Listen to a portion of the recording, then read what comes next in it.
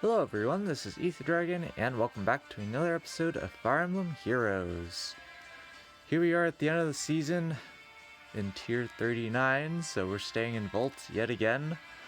We're pretty much just getting lucky off of bonus units slash offense matches, but we did have some interesting offense matches this week, so that's something we're definitely going to talk about, starting with the first replay. So, the one thing that's a definite about our new offense team is that it's definitely not nice to have to use attack defense link on Ashe and speed res link on Kaden to max buff Nino. If we need to fling her in somewhere, it's incredibly difficult, particularly because we're doing the Don't Activate Traps challenge. A lot of people kind of screw us over that way. Also, I have no idea why we're using Sothas this week. I just decided to do it because that slot usually doesn't ever do anything. So, of course, we're actually losing out on some score here because Sothas is merged, but she's in 7th slot. But we're not caring too much this week because we don't have Yoon. So we're stuck with minus 50 max lift loss anyways, and Sothas having 2 merges making it minus 48 wouldn't be much better, so there's not much to think about there. But overall on offense, definitely have to get used to Ashe shenanigans. There's probably a lot of different plays I don't understand yet that you can pull off. So we'll worry about that as we keep playing on, but of course, plus 73 attack and speed. That's some solid attack and speed, I would say. But yeah, that's just the power of Legendary Marth's new Refine, but he still takes a good amount of damage, which is great for us, I guess. But of course, the rest of our team isn't going to be doing too much after that. But of course, the other issue here is that they have Legendary Tiki as their far save option, and they're up against like Legendary Julia, which is moderately questionable, just a little. But here we're just gonna get Legendary Julia obliterating Legendary Tiki. Yeah, that's pretty much dirt fest for this match. But yeah, overall on offense, we're gonna have to really get used to the not having front-loaded field buffs. It's definitely an issue. The only nice thing about our setup is that we can use either reposition on Kaden or pivot on Ashe to fully buff Kaden, which is cool, but that's about it. Everything else is a bit questionable. Ashe's mobility is definitely something I already knew was going to be a problem going in, and it definitely is, because she only has 2 movement. I can't typically fling her in to go pick up a kill on someone, because she does have a decent player phase, although with Bonfire, she can't accelerate it in 1 round if the enemy doesn't counter, which is kind of a problem. But as we saw in that Ascended, against the Ascended Leguarn in the last match of the season, but at this point, they already lost more units than they wanted to, so that's just a surrender. But, yeah, there was one offense match this week, which was a Cav line. The concept of it is interesting, because their idea is they don't have a lot of overlapping threat range, but their play is to make tangible threats in the following turn after you bait. So I didn't really feel like doing much work in that matchup, so I just did a tactical sack play. Because there was Legendary Lilina, Reinhardt, Ascended Leguarn, Dual Lift, and then I think it was a couple of dancers, could be wrong off the top of my head, but Yeah, essentially, there's no overlapping threat range if you long bait. So I just decided to long bait Reinhardt and do a lift. And then after that, we just couldn't run away from Lilna and Leghorn just because we're doing the don't activate traps challenge. So they just had all their traps in a line here, and yeah, their cav units were like chilling on these ranged calves were chilling on those two squares. So it's super awkward. Not much we could do there. But yeah, Raphael not strong enough to deal with Brahmamon's Luna and company. Because of course he ignores the damage damage reduction from Flame, so ripperonis. Honestly, still probably wouldn't have ended too well because Legendary Julia is still chilling in the back. Here we are with an interesting team here. It's like a mishmash of Enchurn and something else. Not entirely sure. Of course, here they do have a safety fence, so theoretically they could go for a turn 1 snipe, but they choose not to. So now we are ready to go, all set up. But of course, Sothis is just a free kill for Brave Ulm. His Refine definitely made him much more of a powerful unit, but they just don't have any way to run. So not sure what their game plan was there, because it's not like they had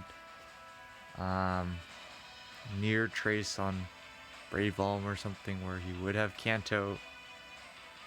I guess maybe they were expecting to proc Gale Force even though they were one-shotting. Not sure.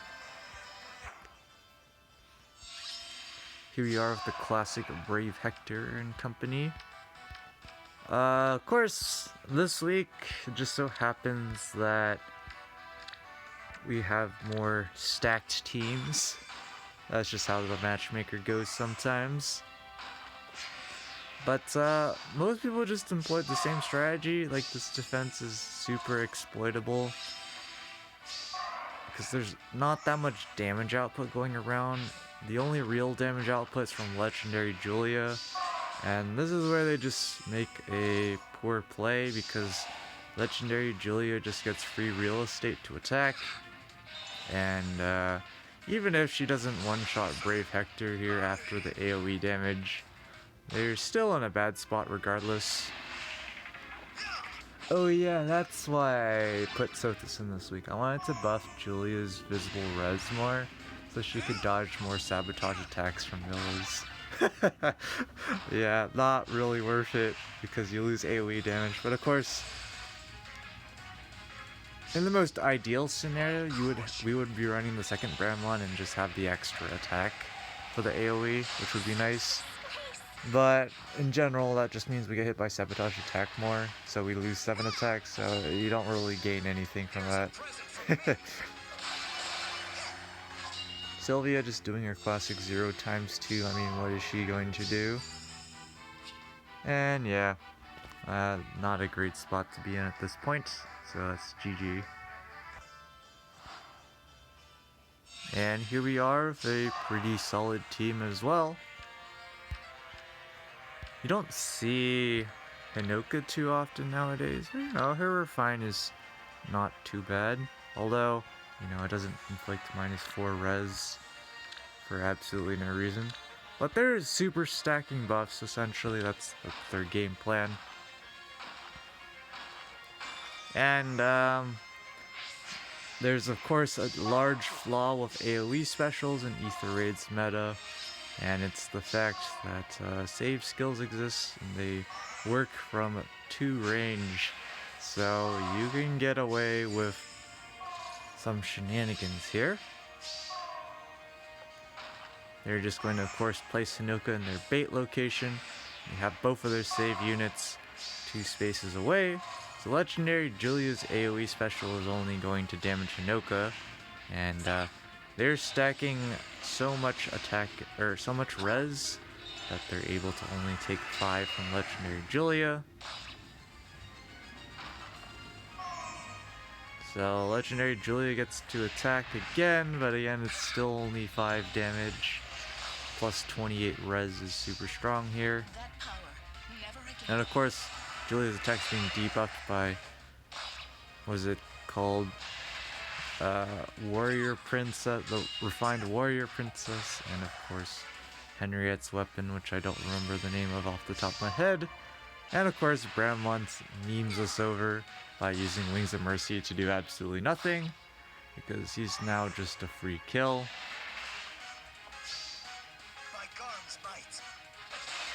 Yeah, Bramont would have been our best chance to take out Henriette, but even so, we probably wouldn't take her out in one round. And of course, Uller just hard counters Seliph. There's nothing you can do without Hardy Bearing. I don't see the point of Hardy Bearing because we would still die, because then we don't get up Ignis regardless. So it's a lose-lose situation for Seliph, 10 out of 10. Sothis survives the giant bigness, Kappa, because she can't charge her Miracle. That's the problem with one cooldown Miracle Sothis is it's not 0 cooldown, so kind of a small problem. But yeah, just going to be a clean sweep here. Just solid play, knowing how to take advantage of the AoE special. Of course, if we were running Glacies, there might be a slightly different story, but Unity Blooms, that's what it's called. But yeah, they're stacking up a ton of res. And of course, debuffing as well. There's also attack speed run. Wait a second. I'm confused. Let's not worry about it. Here we are with what seems to be a pretty offensively oriented team. Again, they have Escape Ladder in column 5, so it looks like they should be able to pull some shenanigans off. And it is a pretty relatively stacked team on merges. They choose not to do anything. It's perfectly fine to not do anything here. We're just getting set up. Of course, we have Sudden Panic, which is fun, but I don't know what to think of Sudden Panic. They're just going to take out Sothis, because of course Sothis is never going to one-shot. She definitely probably misses the kill even with Sirius regardless, but she wouldn't be able to survive 2 hits anyways without Miracle, so not much to say there. It's just free Wings of Mercy setup essentially. And so they're just going to run for their lives, which is definitely a solid play. They're aware of what the defense is what the setup's going to do here, aka nothing too special. And of course, Bramont always wastes his time breaking the wall for absolutely no reason. It's just AI things, but it's intentionally there just to make our defense worse. Maybe I should consider changing things up so he doesn't do that. I don't know. But now they can just go on a rampage and pick up kills. And of course, nice little savage blow damage and all that stuff allows Lyn to just 2-shot Seliph by a large margin. Lots of buffs going around there. And at this point, we're going to take out Nils in one shot.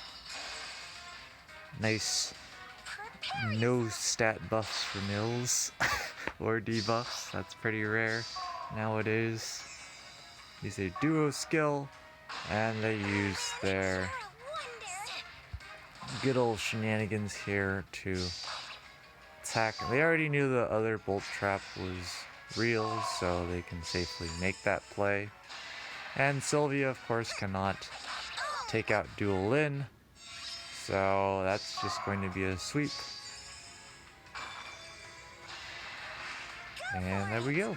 Just straightforward, clean hit and run. This is what happens when you actually run in the hit and run against this defense. You definitely don't need a caliber of merges or even or even these particular units in general, is just, if you're going to hit and run, you better run. And here we are with Gustav and Marianne. Marianne's definitely pretty solid, as on the res side at least. Her HP is not the greatest, but what are you gonna do about it? This Marianne though has a nice amount of HP. Definitely better than mine, that's for sure. So they're just getting set up here. Not entirely sure why Gustav's all the way over there. We're not gonna worry about it.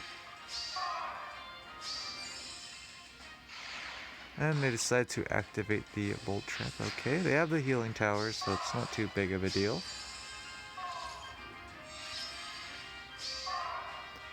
Yeah, one big issue with this defense is it has very poor threat range initially, so people just have all day to set up.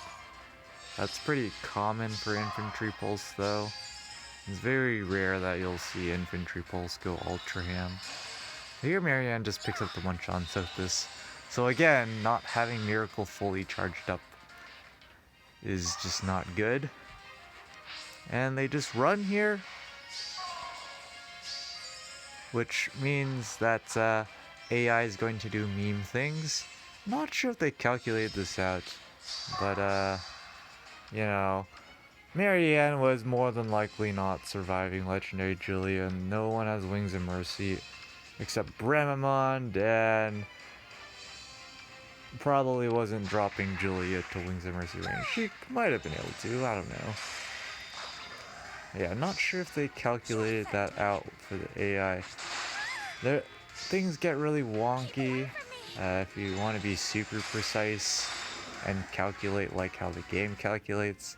I kind of feel like I should go actually study a simplified version.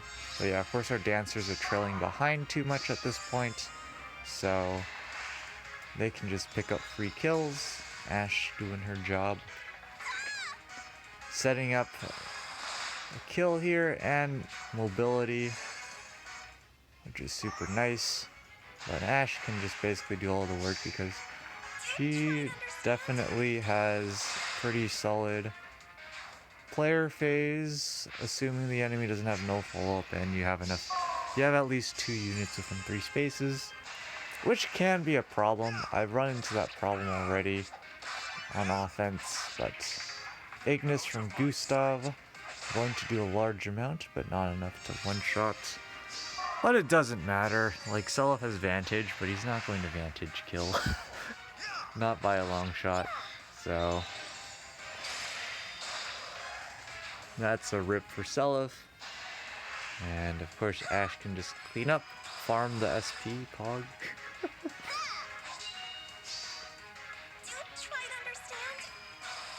Yeah, honestly, Ash's attack is still... You need to help out her attack quite a bit to get to a very high level. But, you know, base kit's basically good enough. Low attack defense generally is going to be pretty solid. But, like, if we had low attack and defense against that Ascended Legarn, things probably would have been, in our last match, things might have been easier, but of course that means we wouldn't have attack defense links, so there's trade-offs. Here we go with another seemingly player phase oriented team. Pretty low in structure counts, so pretty solid for hiding. And speaking of hiding, that's definitely one thing that we have to deal with now, is we typically can't hide from turn 1 teams, turn 1 initiation teams anymore, because we have 6 units. We can't hide everyone consistently, so that's definitely a problem. But here, they're just getting set up, testing traps, all that good stuff.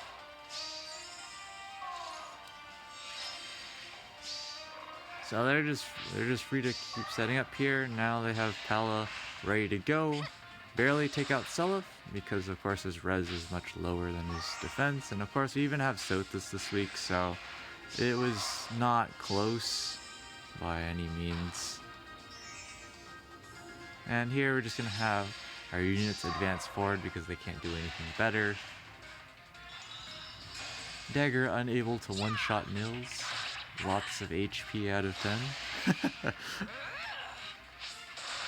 That's about all he's going to do though, so... Of course, the problem with that is that, of course, we allowed them to proc Gale Force, which is not great for us. They can just go ham here. Attack and Canto. Gale Force, all that great stuff. And so just clean play. Nothing too mind-blowing here. Just not getting units murdered when they don't need to be. But are they going to grab the last ether structure, or are they going to end the match here? They do proc Sothis Miracle here, it seems. You won't suffer. And so, of course, Sothis is going to live to their benefit because they got this thing called Wings of Mercy. So that's just a solid play right there. And of course, Sothis is never going to one-shot anything in vantage range because it's Sothis. What are you gonna do? So Ripperonis. It's definitely good to see that people are finally, we're finally getting matched up with people that have some idea of what to do against a defense like this, because it really is a meme. It's damage output's already questionable, but like, we can take out some plus 10 units, it's just not consistently. But the main thing is hidden run. A lot of people, if you do the basic hidden run, you just have to deal with a simple follow-up, and if you can't deal with it, then, well, you probably shouldn't be making that play. Even Pulse Tie here trolling Legendary Lilna's special. But they're going to go ahead and just take out Knot here. And now they have their shenanigans ready to go. And here, they're just going to two-shot. Because Moonbow stonks. Lilna just one-shot Sothis anyways, it doesn't matter. I mean, it's Sothis, what are you gonna do about it? Would need to do a lot to have Sothis survive stuff like that. They're running Distant Defense 4, keep that in mind, so even with like Distant Defense 3 in Seal, she still wouldn't kill, so 10 out of 10. And now everyone's just overextended, so Brahmamon's just going to get murdered. Pretty straightforward. Really, Brahmamon only shines nowadays in, I don't know, I guess like infantry pulse boosted harmonized Catria shenanigans, because he really does need specials to pick up kills. Seliph unable to one-shot Lilna, seems pretty typical there. So rip Seliph.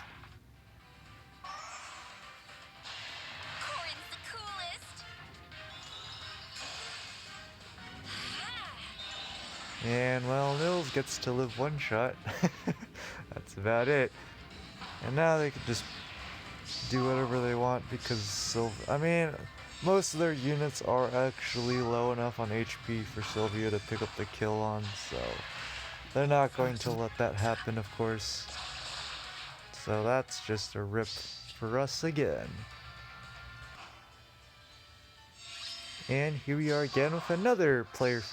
If you haven't figured out already, the main strategy to employ against such a team like this is probably some sort of hidden run, or just Gale Force the heck out of everything.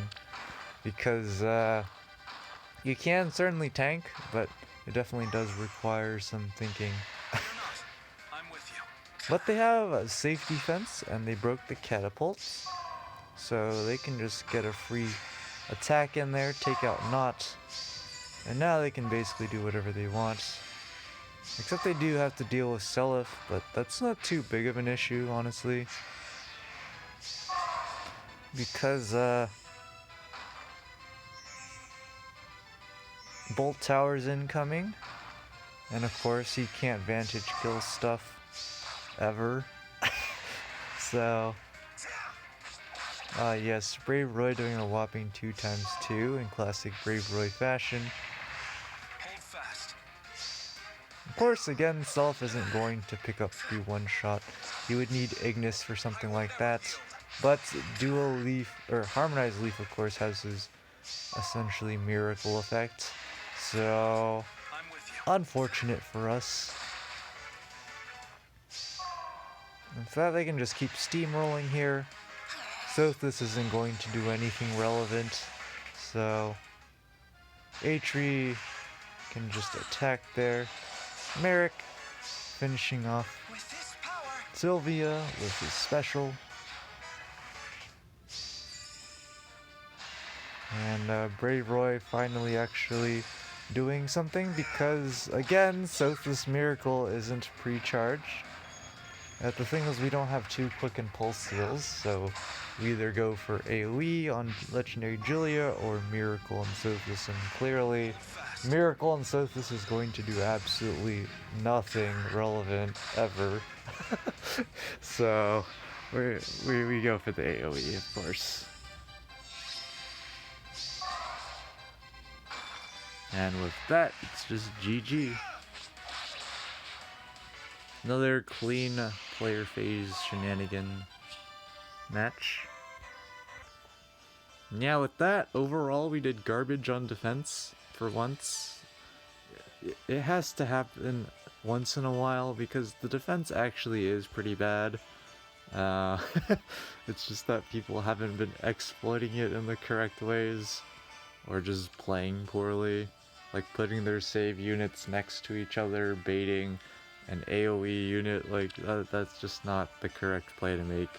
But with that, we are still in tier 39 regardless because we score enough on offense. And just outside top 1k, not unexpected because we just did so terribly on defense.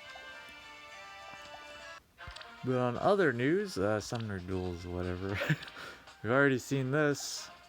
Going back up to interval 20.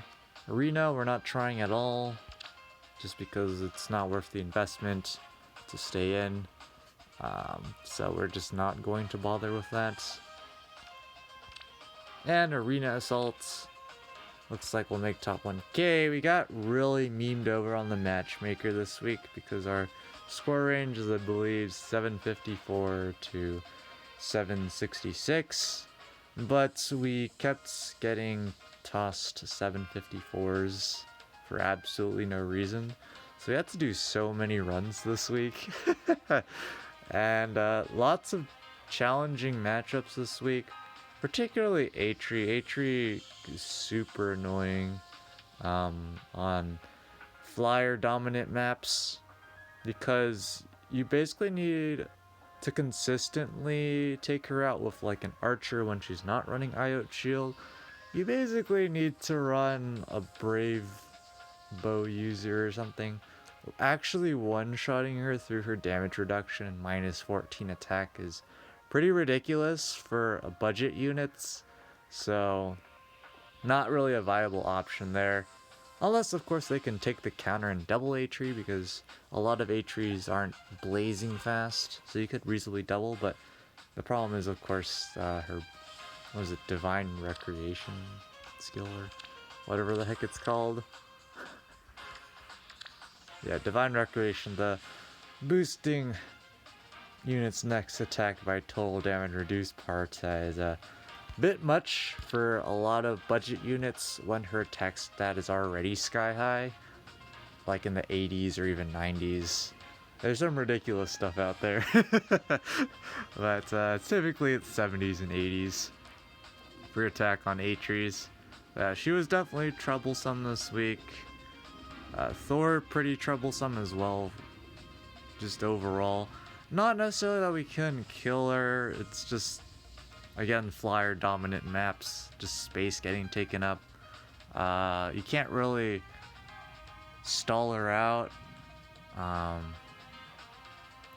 too effectively because there's Gale Force, World Breaker, and all that stuff, which is not great when you're just trying to sit in potato. And if there's Wings of Mercy in the back and whatnot. But enough rambling. We'll be back when the results drop in. And here we are. Bit outside top 1k. It's fine. We don't actually aim for top 1k. It just happens to be top 1k. This season, new meme. This is gonna be hot garbage unless people really goofball. The only real gimmick here is Legarn has a rally, and there's a far trace. That's about it. Krama's turn 1 Deadeye probably isn't going to one-shot anything relevant. Wings of Mercy probably isn't going off. Odor's going to be left behind. All sorts of things are going to go wrong, but it's going to be a meme. That's the whole point. Yeah, the problem is just making sure Ascended Legion stays buffed with Raz attack speed 4. It basically never happens, so we made a jank layout to kind of get it done, but there's a lot of consequences for doing so, so hopefully people do actually exploit them. As for offense, we don't have Thor, so we're gonna have to use Fjorm and suffer the whole way through. Not entirely sure how that's gonna go terribly, just because if we run into some save ball or whatever, we have no player phase, so it's just going to be a giant L. We probably should not do that then, but I don't know. If we're gonna try and stay in vaults, that's probably our best option, sadly. But just the usual here. Arena should demote here. Yep. Arena Assault should still be top 1k. Indeed it is. And the Summoner Duel's over yet? I forget. No, there's an entire week left or so. But that's going to be it for this episode. Thanks for watching. As always, this is Ether Dragon, and hope to see you all next time. Bye.